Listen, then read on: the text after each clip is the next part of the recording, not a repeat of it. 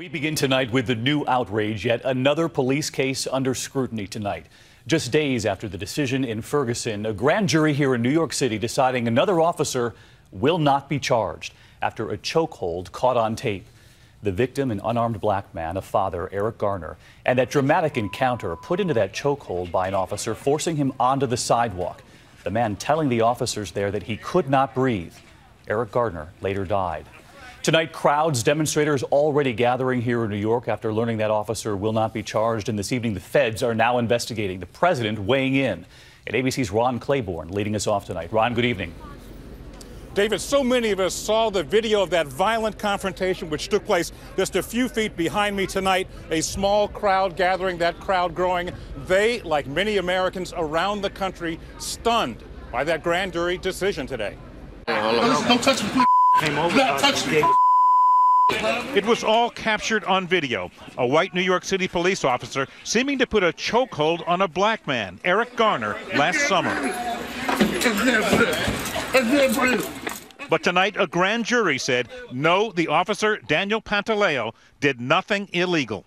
The decision surprised city officials and even NYPD brass, but it infuriated many African Americans. Some gathered just steps away from where the fatal confrontation took place. They didn't indict him? Why? Where's the justice at? Anybody with eyes can see what happened. But while there was anger, so far, no violence. Garner's stepfather calling for calm. Yeah, no violence. Even as police around the city were out in force. After the decision, New York City's Times Square and Union Square filling up with protesters, and New York's Grand Central Terminal staging a so-called die-in. Tonight, New York City Mayor de Blasio confirming the federal government will conduct its own civil rights investigation into Garner's death. One chapter has closed with the decision of this grand jury.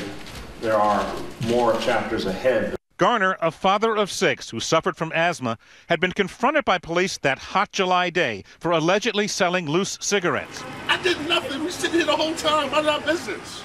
An autopsy concluded he died from compression of his neck and chest. The other officers piling on. Pantaleo's partner had been given immunity.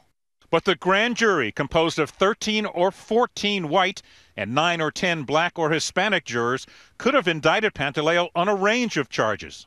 It's likely this grand jury considered a range of charges on things like criminally negligent homicide and manslaughter, but in the end decided not to indict.